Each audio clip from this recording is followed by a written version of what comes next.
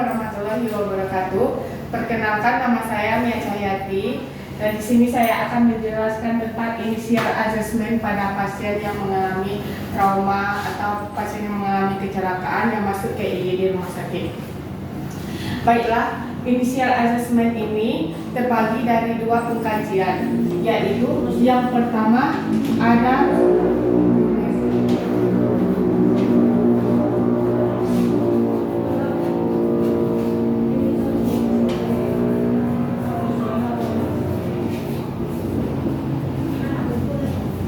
primary survey dan ada secondary survey.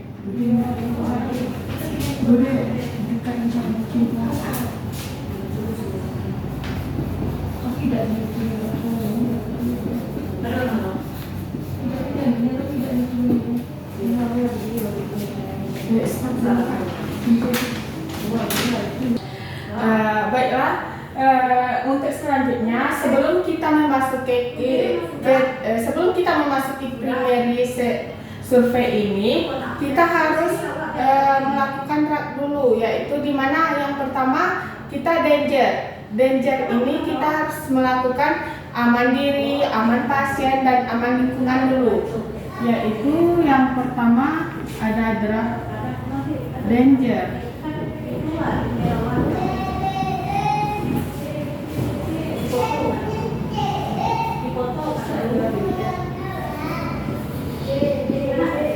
Nah, di sini kita lakukan danger dulu, yaitu aman diri, aman pasien, dan aman lingkungan. Selanjutnya setelah 3A kita lakukan, selanjutnya baru kita melihat respon pasien. Yang kedua ada respon.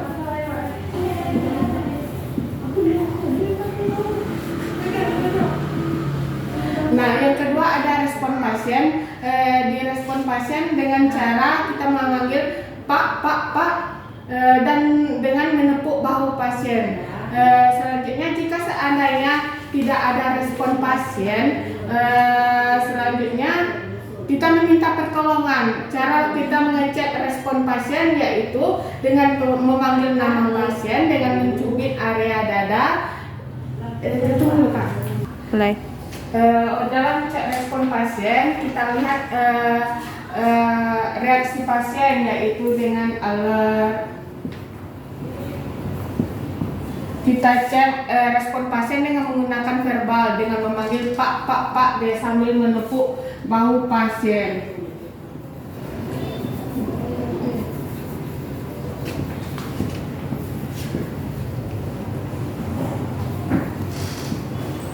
Selanjutnya kita melihat apakah ada nyeri, rangsangan nyeri yang dirasakan pasien, dan jika tidak ada rangsangan nyeri pada pasien, maka kita lakukan pertolongan. Kalau seandainya ada respon dari pasien, maka lakukan tindak lanjut sesuai dengan masalah yang dirasakan oleh pasien. Jika seandainya tidak, maka segera minta lakukan pertolongan sambil mengkaji RW-nya. Kita melihat respon pasiennya juga sambil melihat setelah kita meminta respon pasien, baru kita masuk ke primary survey. Nah, di primary survey ini baru kita lakukan pengkajian A, B.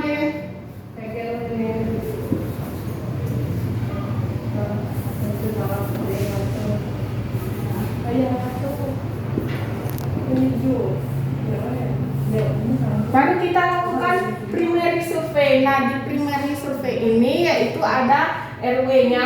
RW-nya ini bisa kita lihat jalan nafasnya, kepatenan jalan nafasnya. Apakah jalan nafas pasiennya itu paten atau tidak? Yaitu di sini bisa kita bikin kepatenan jalan nafas.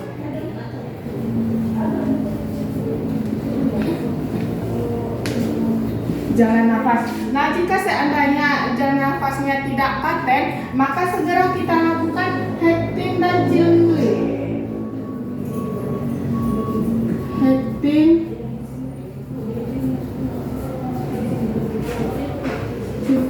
dan Jautras.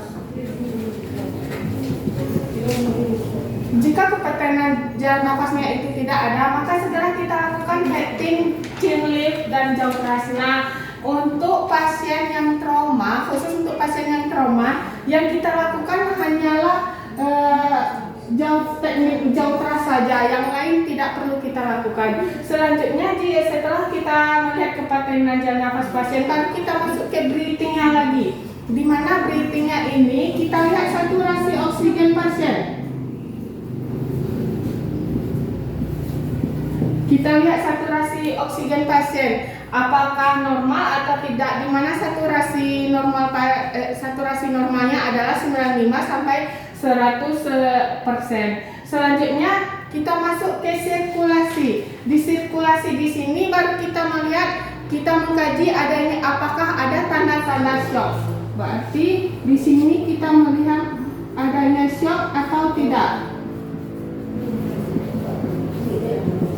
Di sini kita melihat adanya shock atau tidak, yaitu dengan memeriksa nadi apakah menurun atau meningkat, apakah lemah atau terlalu cepat. Selanjutnya kita melihat nadi akral.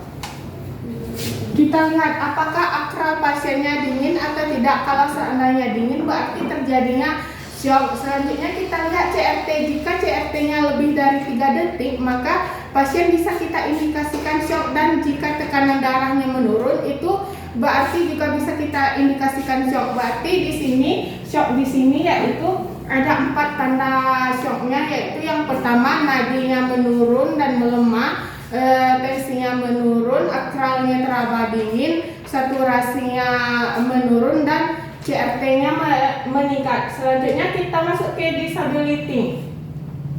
Disability ini kita memeriksa pasien sesuai dengan keadaan BCS pasien.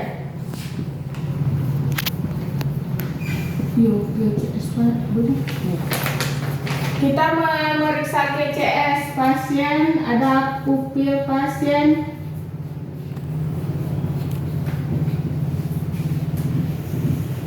Nah, di sini pemeriksaan BCS-nya yaitu ada 3, yaitu kita melihat airnya dari penglihatan pasien, dari verbal pasien, dan dari motorik pasien. Jumlah masing-masingnya yaitu 4, 5, dan 6. Dimana kalau untuk airnya, kalau untuk nilai 4 berarti pasien bisa melihat secara spontan atau tanpa harus dipanggil. Selanjutnya kalau untuk nilai E-nya 3, berarti dengan cara memanggil pasien. Kalau seandainya pasien melihat kita berarti masih ada respon dan nilainya 3. Selanjutnya untuk nilai 2 dengan rangsangan nyeri, dan jika seandainya tidak ada respon maka akhirnya bisa kita bikin 1. Selanjutnya untuk motoriknya ada nilainya 5, yaitu kalau untuk yang pertama orientasi pasiennya baik. Kalau untuk yang kedua pasien masih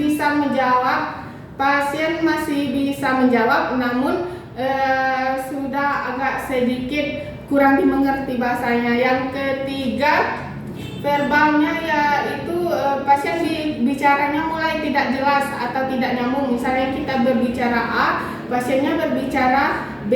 Selanjutnya untuk nilai 2 pasien hanya mengerang, dan untuk nilai 1 tidak ada respon. Selanjutnya motorik. Nilai motoriknya ada 6, yaitu kalau untuk nilai 6-nya yaitu responnya baik. Kalau untuk nilai 5 yaitu pasien mampu melokalisir nyeri, dan kalau untuk nilai 4 pasien mampu menghindari nyeri. Kalau untuk nilai 3 adanya reaksi fleksi, dan yang kedua reaksi ekstensi, dan jika nilai 1 berarti pasiennya tidak berespon dengan baik. Selanjutnya kita lihat pupil pasien. Nah, di sini apakah pupil yang melebar atau tidak? Kalau seandainya melebar lebih dari 0,3 berarti di sini terjadinya penurunan kesadaran, atau bisa jadi adanya trauma pada kepala atau perdarahan pada kepala. Selanjutnya kita masuk ke exposure, di mana exposure ini yang kita lihat adalah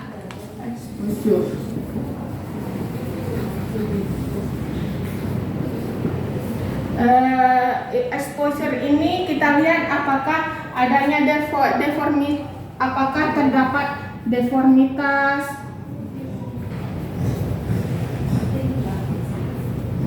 luka robek, luka terbuka, nyeri.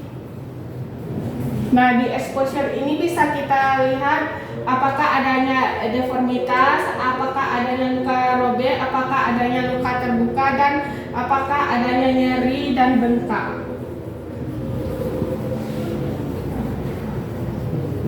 Nah, kalau untuk luka robek, jika terdapat luka robek dan luka terbuka, maka kita harus hentikan segera, hentikan perdarahan.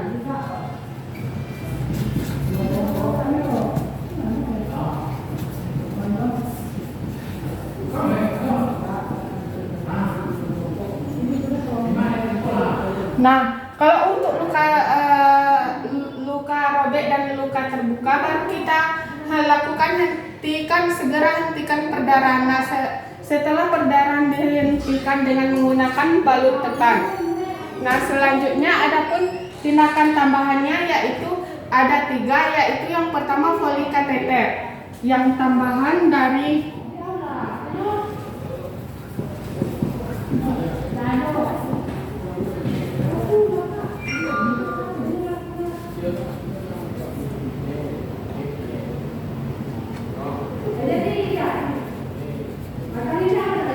Adapun pengkajian tambahannya yaitu yang pertama Foley kateter. Foley kateter ini diindikasikan untuk melihat cairan yang keluar. Ada berapa banyak cairan yang keluar pada saat pasien terjadinya trauma, selanjutnya NGT dan monitor jantung. Nah, monitor jantung ini kita lakukan setiap 1 jam sekali untuk melihat keadaan pasien. Jika semuanya sudah kita lakukan dari A, B, C, D, dan E dan pengkajian tambahan, maka kita lanjut ke secondary survey. Nah, di secondary survey ini ada 6 tahapan, yaitu yang pertama ada anamnesa.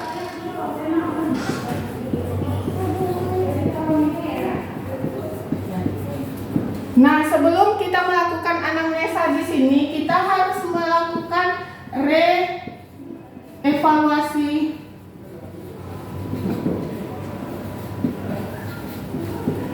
Sebelum kita melakukan anamnesa di sini, kita harus melakukan reevaluasi ABCD-nya dulu. Apakah ABC-nya ini membaik atau tidak? Kalau seandainya ABCD-nya itu baik, maka pasien bisa dilanjutkan ke ruangan selanjutnya atau ruangan rawat inap. Jika seandainya ABC-nya tidak membaik juga, maka bisa kita lakukan tindakan di ruangan selanjutnya juga. Selanjutnya anamnesa. Kita masuk ke anamnesa di sini. Nah, anamnesa di sini kita kaji pasien dengan menggunakan sistem kompak.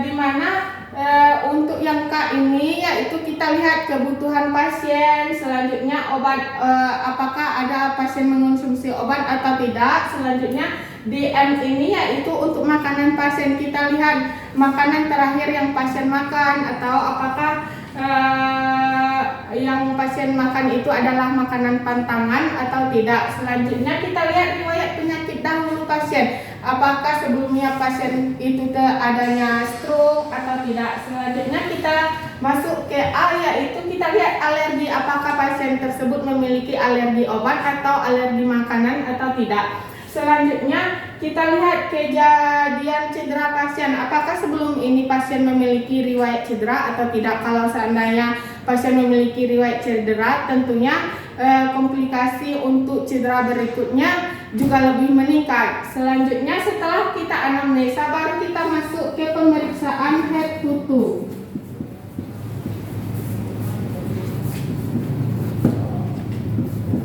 Nah, di pemeriksaan head to toe ini kita lakukan pemeriksaan secara cepat, yaitu di mana kita kaji tingkat kesadaran pasien, kita lihat pupil pasien, kita lihat apakah ada luka luka bakarnya atau luka terbukanya, kita kaji chest toraknya, dan kita lihat abdomennya apakah terdapat luka tumpul pada abdomen atau tidak. Setelah pemeriksaan head to toe baru kita lakukan dokumentasi.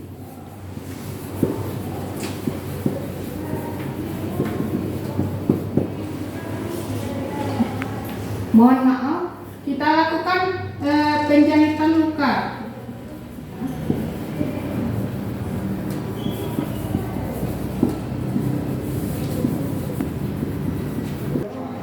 Setelah kita melakukan head to toe, baru kita lihat, kita lakukan segera penjahitan luka. Nah, jika seandainya terdapat luka terbuka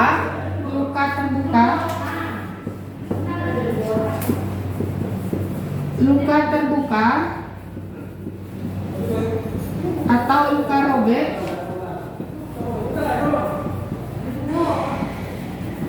balut tekan. Jika terdapat luka terbuka dan luka robek, maka kita segera lakukan balut tekan untuk menghentikan perdarahan yang terlalu banyak pada pasien. Nah, jika terjadinya trauma servikal, trauma basik krani, itu kalau untuk trauma bisa kita lakukan